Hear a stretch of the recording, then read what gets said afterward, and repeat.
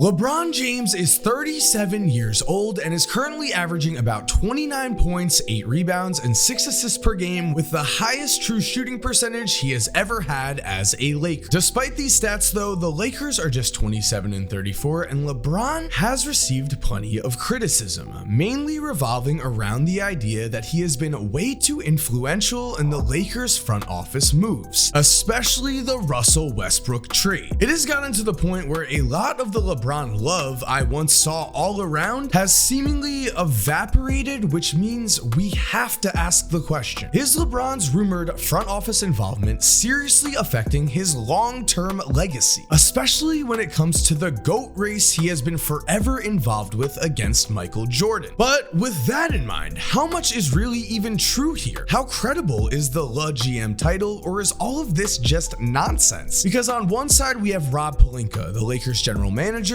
publicly stating he did not want Russell Westbrook, he wanted Buddy Hield, but LeBron and Anthony Davis wanted Russ, and who is on the roster right now? Russell Westbrook. We also recently have heard reports that LeBron is open to leaving the Lakers and going back to the Cavs, or open to possibly another legacy-altering move, such as joining the New York Knicks. We will get into that. There is a lot to cover in this video, but we are going to begin with the end of the timeline we will be looking at. As what's up guys, Mike here, and yes, in this video we are going to dive deep into LeBron's career and figure out where were the GM seeds first planted. We also are going to talk honestly about whether or not I think these GM concerns are valid, and I would love to hear your opinion as well in the comments. And then I'm going to finish this by talking about how LeBron taking too much control of the front office, if that is the case, could have and still may be damaging his legacy, and not in the way you might think. So like I said, with this video we are going to start our timeline at the very end just for a second, because on February 26th of this year, LeBron said the following after everything we know. After we know he went to Russell Westbrook's house 2 weeks before the Lakers traded for him. After we know Melo said that LeBron called him up and said it's time, while also referring to LeBron as the GM. After we know LeBron just said he was open to coming back to Cleveland, somehow on February 26th, when asked about his role in the Lakers team building, LeBron James said this, quote, "Well, first of all, I don't push the buttons. They ask for my opinion and I voice my opinion and what I believe, but I don't press any buttons. That's what our front office is for, and that's what our leadership group is for. I don't press no buttons, so we can state that right now." And sure, LeBron, you can state that is fine, but we're going to dive into this. Let's see if the GM tag holds true, or if, like LeBron is claiming, he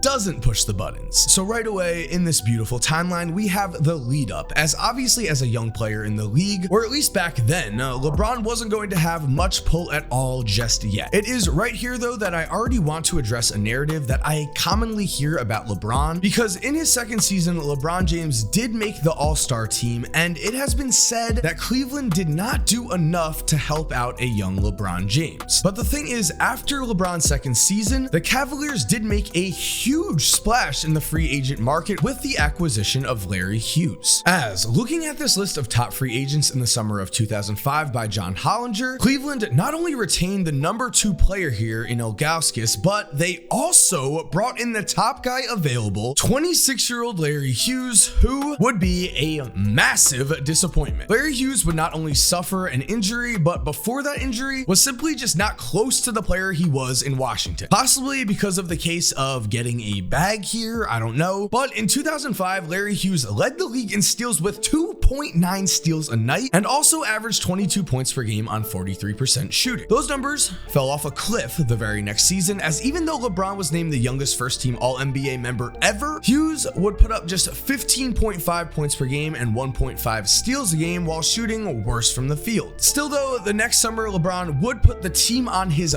back against the Detroit Pistons, scoring the Cavs' last 25 points himself in a 2-point win where LeBron would finish with 48 points. This is one of his most signature moments, and the Cavs would win Game 6 and advance to the finals before losing to the Spurs. At this point in time, I would say the front office did their job and things were working. They tried to bring in a veteran star guard to pair with LeBron, and Larry Hughes just got way worse than he was the very next season. The Cavs also tried to add even more veteran talent with big man Ben Wallace, who was a former multi-time defensive player of the year and NBA champion. And then after that didn't work, after a second round Game 7 loss to the eventual champion Boston Celtics, Celtics. In the 2008 offseason, the Cavaliers traded for another vet in Mo Williams, who would emerge as a great player to pair with LeBron as he made his only all-star team playing with Bron. But then came LeBron's first MVP, and with it came a Cavaliers team that was the #1 seed. They were a team that won 66 games in the regular season, but lost to the Orlando Magic in the Eastern Conference Finals. By the way, guys, real quick, if you are enjoying this video, it would be awesome if you subscribed and turned on post notifications. I make basketball and NBA videos just like this one, so if you're enjoying this video, I am positive you are going to love the videos that I have planned. So thank you for watching, and let's get back into the video. And it is here, guys, where things already begin to turn. Because in the summer of 2009, the first signs of what we now call Le GM really began to emerge. But I will say that the following two moves I'm about to mention aren't that crazy at all. LeBron felt that the Cavs needed a veteran big man to help him out, and the Cavs brought in Shaq. LeBron also made it very clear that he wanted Antoine Jamison, and the Cavs went out and got him, but LeBron was on the final year of his contract, and what star at LeBron's level doesn't get a bit of leverage with front office decisions at that point? I will say though, Antoine Jamison himself was left in shock after LeBron left for the Miami Heat. As he said, "I just remember sitting down in my office thinking, there's no way LeBron is going to leave me here in Cleveland. We have unfinished business. The playoffs didn't go the way we wanted. You know how you get that numb pit in your stomach?" He made his decision, and it was just a little bit of numbness, disappointment. So we have that, and also on May 14th of 2010, Bleacher Report called LeBron the worst general manager in the NBA. As I said before, I don't really think the Shaq and Antoine Jamison moves were all that crazy, but listen to this from that article. While at first James seemed competent in demanding more extreme measures to be taken to improve the Cavs, such ailments in team chemistry and organization are now becoming more and more visible after Cleveland's most recent loss to the Celtics. I will call him out for trying to do too much over the last several seasons. I mean, that is very interesting. Chemistry problems and internal team struggles are a lot of what is brought up now, so the fact that it was addressed about 12 years ago has to be taken into account. For anyone thinking that this is a recent development, it is not. However, one thing did slow down LeBron in terms of his power in the front office, and that came in the form of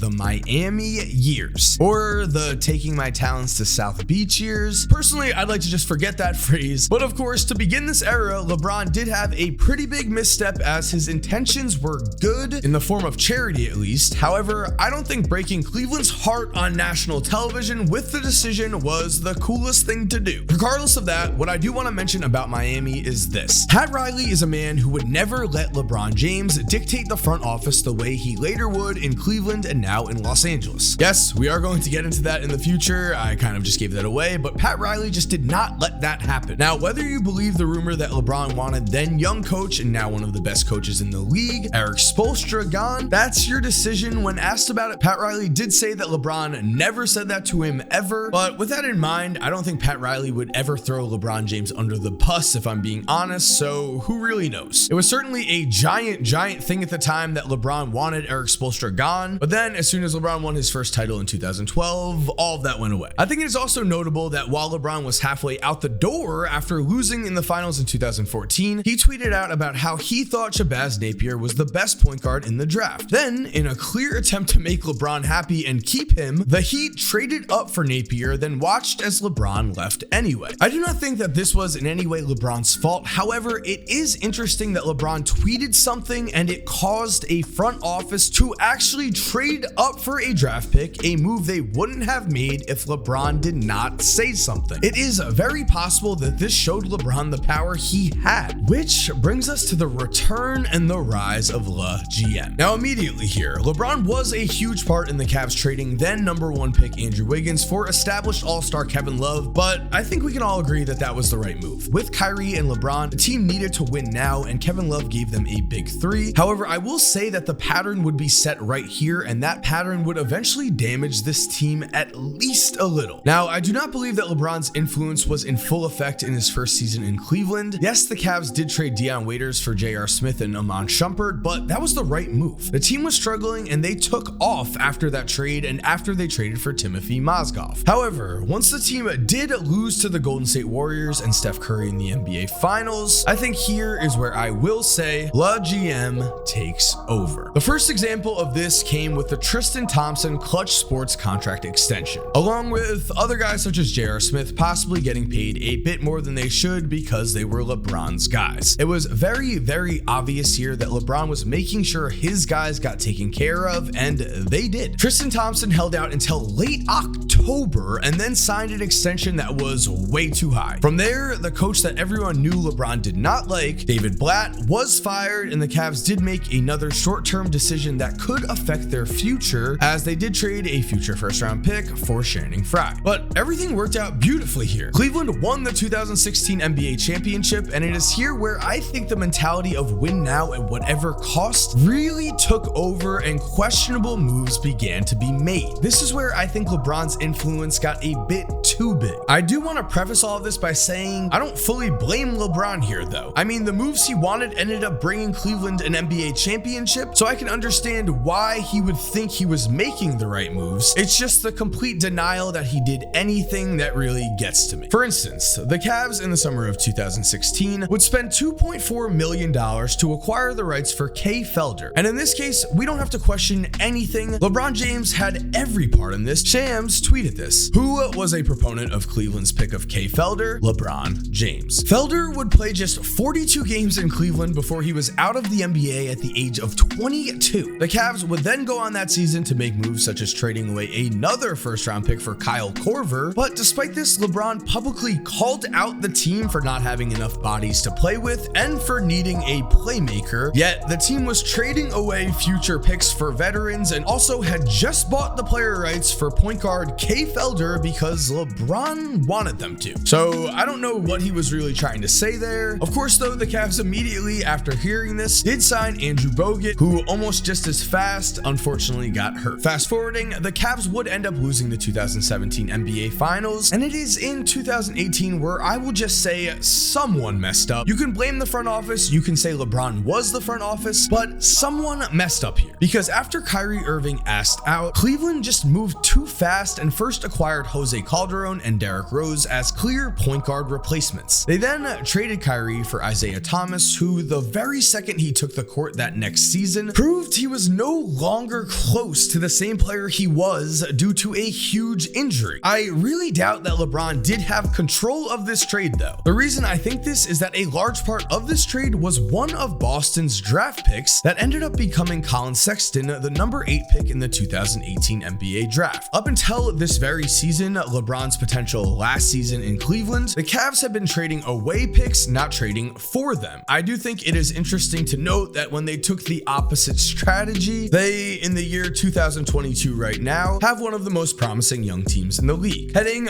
back to the 2018 season though, the 2018 NBA trade deadline was considered by many to be an absolute disaster. As you might know, the Cavs traded away basically their entire team for an entirely new team, something LeBron has been heavily criticized for. The thing is though, in my opinion, to put it simply, the 2018 Cavs were like the Lakers now. They weren't working and it did not look like they had any chance to work. So Cleveland made a move to still win with LeBron, and seeing as they currently, again in the year 2022, have one of the best young rosters in the league, I can't say LeBron or the front office really did anything wrong here. Sure, they were swept in the NBA Finals, but they did reach the NBA Finals, which I think is underappreciated because LeBron James is LeBron James and we expect greatness from him. Which does bring us to today though, the Laker years. But really, does anyone disagree with the hiring of Frank Vogel or the Anthony Davis trade? At the time, everyone loved those moves and the Lakers did win a championship together. That is, at the end of the day, the ultimate goal. So let's just move on to the real problem here, which of course comes with the Russell Westbrook trade. Because 2 weeks before the Russell Westbrook trade, LeBron and Anthony Davis went to Russ's house to recruit him. Around that time, LeBron also called Carmelo Anthony himself, and in Melo's own words, quote, "I heard it. Yo, I need you. Say less. You ain't gotta say nothing. I already knew what time it is when you hit me direct. The GM ain't hit me. You, the GM. He hit me. He was like, yo, champ, the time is now." And you felt it. I felt it. So there we have Carmelo Anthony calling LeBron James the general manager, which might have been fine if the team did end up winning. I'm not saying Carmelo was a bad move, but obviously the Russell Westbrook trade at this point in time was a bad move. And it is here, I just need to say it. It is clear at this point that LeBron basically decided the Lakers Lakers moves this past offseason, I mean, how can it be denied at this point? Rob Pelinka himself, the general manager of the Lakers, came out and said that he wanted Buddy Hield, but LeBron pushed for Russ. Russell Westbrook is the one on the roster, not Buddy Hield. If the general manager of the Lakers is saying this and LeBron is not directly denying it, then how can he possibly say he is not pushing buttons? It is also clear to me that the Lakers, because of this urgency that LeBron himself created, simply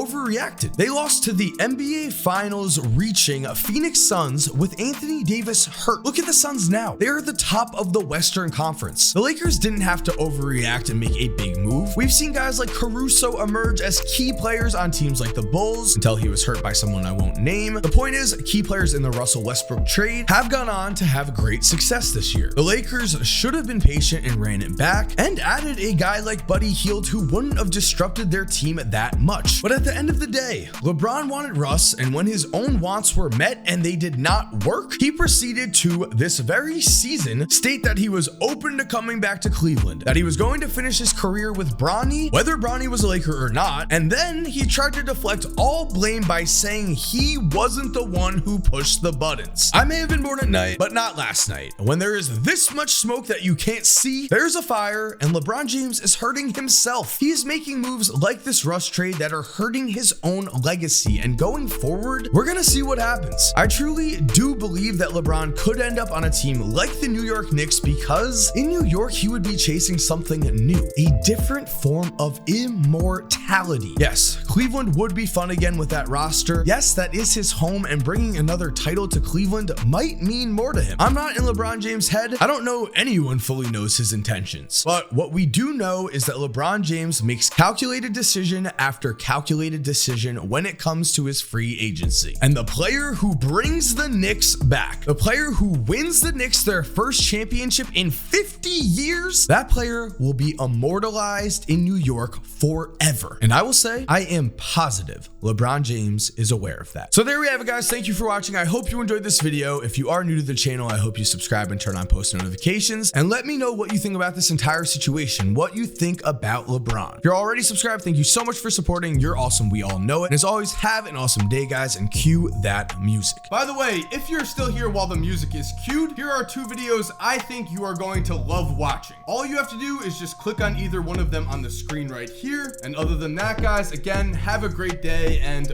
peace.